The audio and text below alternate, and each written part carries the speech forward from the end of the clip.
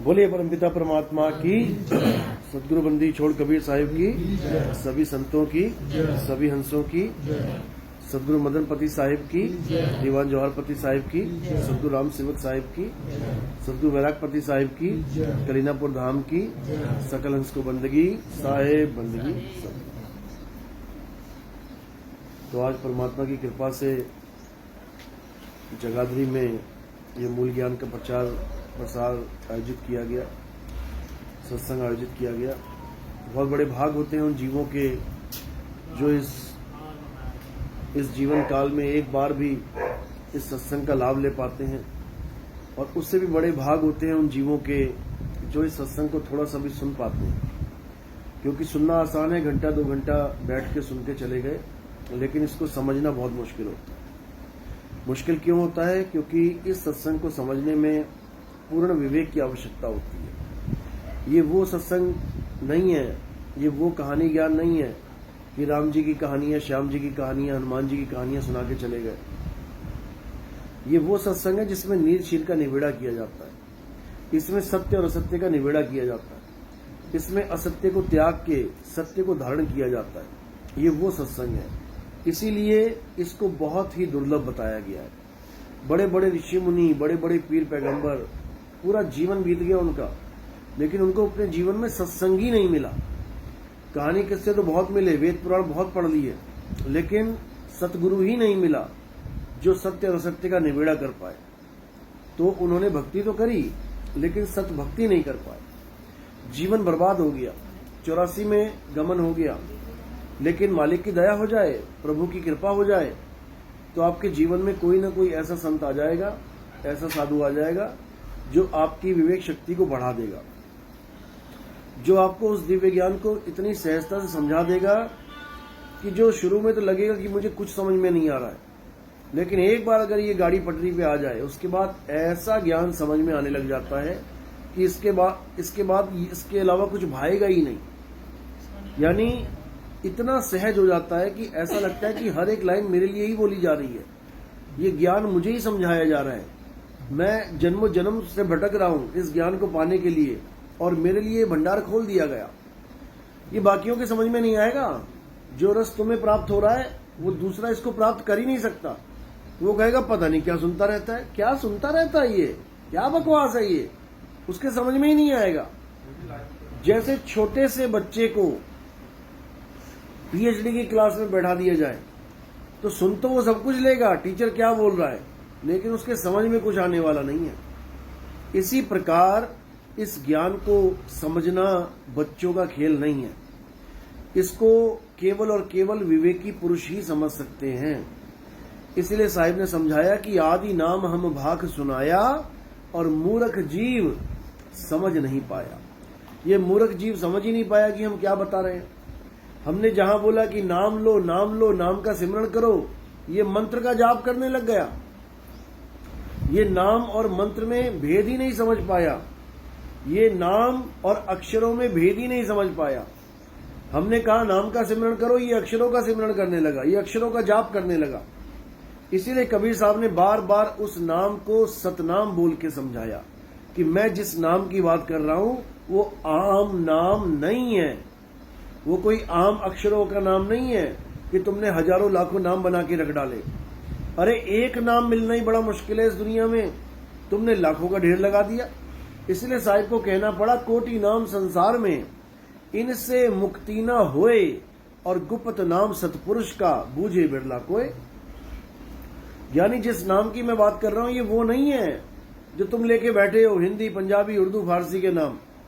मैं उस नाम की बात कर रहा हूं जिस नाम की वजह से पूरा ब्रह्मांड टिका हुआ है, जिस नाम की वजह से तुम्हारी काया ये चल रही है, फिर रही है, खा रही है, पी रही है, जिस नाम की वजह से तुम्हारी काया जिंदा जीवित दिखाई दे रही है। मैं उस नाम की बात कर रहा हूं, और वो नाम कोई अक्षर नहीं है, वो नाम आत्मदेव है। इसीलिए उसको सतनाम बोला गया, क्योंकि आत्मा ही सत्य है। आत्मा सत्य है तो आत्मा का नाम सतनाम है। लेकिन जीव इसको समझ नहीं पाए और मंत्रों के चक्कर में पड़ गए। आम आदमी तो क्या बोले, बड़े बड़े गुरु, बड़े बड़े संत मुनि, ये सब मंत्रों के चक्कर में पड़ गए। तो साहिब को समझाना पड़ा तंत्र मंत्र सब झूठ है, इनमें न उलझे कोई, और सार शब्द जाने बिना कागा हंस न होए।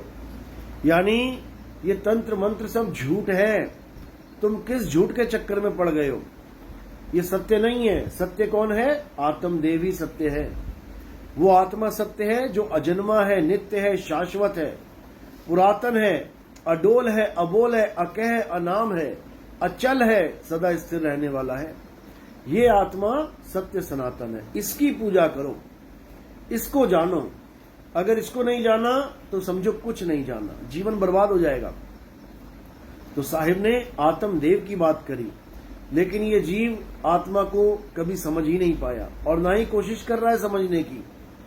आज भी हमारे सत्संग सुन के हजारों लाखों लोग जाग रहे हैं, लेकिन उसमें हजारों लाखों ऐसे भी हैं जो सुनकर भी नहीं समझ पा रहे कि आखिर मैं बात क्या कर रहा हूं। क्यों? क्योंकि उनकी बुद्धि विवेक वहां तक पहुंच ही नहीं सकता। और जब तक गुरु की दया ना हो जाए, जब तक मालिक की कृपा ना हो जाए, वो आगे नहीं बढ़ सकते, उनका विवेक नहीं जाग सकता। हाँ, गुरु जरूर धारण कर लेंगे। वो अविवेकियों का भी गुरु होता है, अविवेकियों का अविवेकी गुरु होता है, और विवेकवानों का विवेकशील गुरु होता है। अविवेकी यानी जिनका विवेक बिल्कुल शून्य है, वो किसी को भी गुरु धारण कर सकता है। पत्थर पूजने वाले को कर लिया, मंत्र जपने वाले को कर लिया, नदियों में स्नान करने वाले को कर लिया, कोई परिक्रमा करने वाले को कर लिया, कोई कुछ कर लिया, कोई कुछ कर लिया, किसी को भी गुरु बना लेगा वो। लेकिन जो विवेकशील होता है उसका गुरु आम नहीं होता, उसका गुरु खास होता है। इसलिए साहिब ने कहा कि गुरु मेरे सभी बड़े। ठीक है, अगर किसी को भी गुरु बना लिया तब भी हमने गुरु का मान सम्मान करना है, कोई बात नहीं। शुरुआत तो करी कहीं, कम से कम एलकेजी का कोई गुरु है, यूकेजी का गुरु है, तो कम से कम गुरु तो है, छोटी से छोटी क्लास तो पढ़ा रहा है, इसलिए पूजनीय वो भी है। कहते हैं गुरु मेरे सभी बड़े, अपनी अपनी ठौर, शब्द विवेकी पारखी, सो माथे का मोर। यानी गुरु तो ठीक है, बना लिया, लेकिन माथे का मोर उसको, वो कौन है? उसको बोला है कि शब्द विवेकी पारखी, जो शब्द का विवेक के द्वारे परख करना सिखा दे, जो विवेक से शब्द की परख करना सिखा दे, उसे शब्द विवेकी पारखी कहते हैं। क्योंकि इस दुनिया में इतने शब्द हैं, इतने शब्द हैं, इतने गुरु शब्द लेके बैठे हैं कि तुम समझ ही नहीं सकते कि असली क्या नकली क्या। तुम्हारी हालत खराब हो जाएगी समझते समझते कि कौन सा असली कौन सा नकली।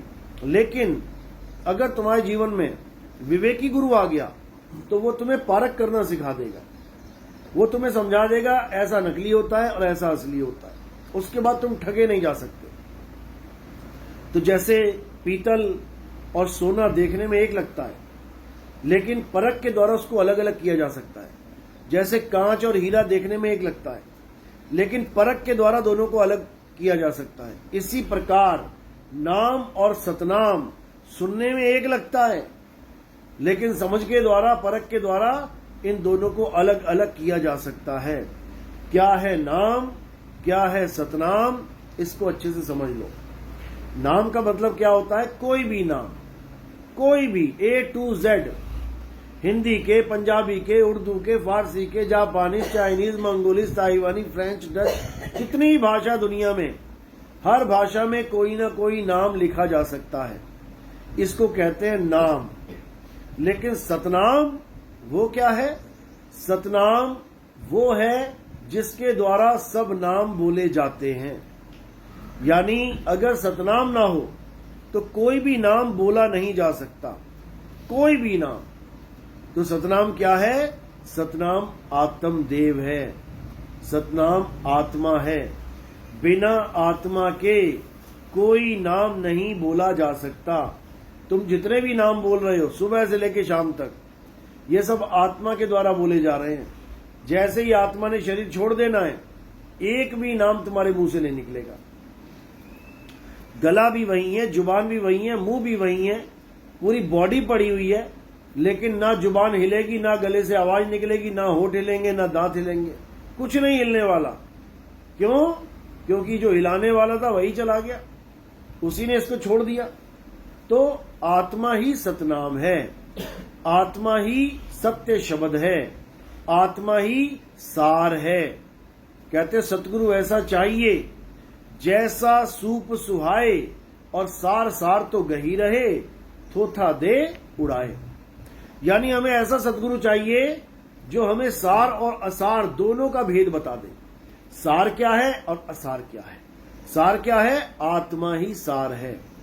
आत्मा के अलावा सब कुछ असार है, यानी झूठ है, नाशवान है, परिवर्तनशील है, जन्मने और मरने वाला है।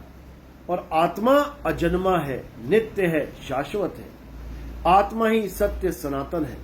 तो आत्मा को छोड़ के अगर कोई भी गुरुजी कुछ भी दे रहा है तुम्हें, कोई शक्ल का ध्यान कर लो, कोई मंत्र का जाप कर लो, कोई पूजा पाठ कर लो, हवन यज्ञ कर लो, नदियों में स्नान कर लो, ज्योति प्रकाश देख लो, गुरु का रूप देख लो, कुछ भी देख लो, अंधकार देख लो, प्रकाश देख लो, रंग देख लो, रूप देख लो, कानों में उंगलियां डाल के अनंत नाद सुन लो, कुछ भी कर लो, ये सब अज्ञान है। ये सब आत्मा से परे की बात है। आत्मा का इसमें कोई मतलब नहीं है। ये सब आत्मा के अलावा है, यानी सार से परे है ये सब। और सार से परे क्या है? असार। ये नकल है, नकली माल है। सार क्या है? सार आत्मदेव है, आत्मा ही सार है। जिसके लिए बोला कि सत्य नाम है सार, बूझो संत विवेक करी, उतरो भवजल पार, सतगुरु का उपदेश यही। यानी सतनाम क्या है? सत्य नाम है सार। सार क्या है? आत्मा ही सार है। तो सतनाम क्या हुआ? सतनाम आत्मदेव हुआ। सत्य नाम है सार, बूझो, जपो नहीं, बूझो संत विवेक करी। यानी आत्मा के ज्ञान को बूझो, क्योंकि ये बहुत बहुत मुश्किल है समझना। जब तक बूझोगे नहीं तब तक कल्याण होगा नहीं। तो कहते हैं सत्य नाम है सार, बूझो संत विवेक करी, उतरो भवजल पार, सतगुरु का उपदेश यही। यानी भवजल से पार होने के लिए केवल एक नाम काफी है, और वो कौन सा नाम है? सतनाम। इसीलिए बोला गया तेरा एक नाम तारे संसार। नानक साहब कहते हैं केवल एक नाम पूरे संसार को तार सकता है। इसमें हिंदी, जापानी, फ्रेंच का कोई मतलब ही नहीं है, अरबी फारसी का कोई मतलब ही नहीं है। तो वो एक नाम क्या है? वो सतनाम है। उसी को नानक साहब ने समझाया। एक को सतनाम, कर्ता पुरुष, यानी इस दुनिया में जो कुछ भी हो रहा है किसकी वजह से हो रहा है? आत्मा की वजह से। तो सबसे बड़ा कर्ता पुरुष कौन है? आत्मा ही है। एक को सतनाम, कर्ता पुरुष, निरपाओ, वो डरता नहीं है किसी से, निर्वैर, वो किसी को मारता नहीं है, अकाल मूरत, अजूनी सैभंग, गुर प्रसाद। तो कह रहे हैं एको सतनाम, यानी केवल सतनाम ही कर्ता पुरुष है। वो ना तो किसी को मार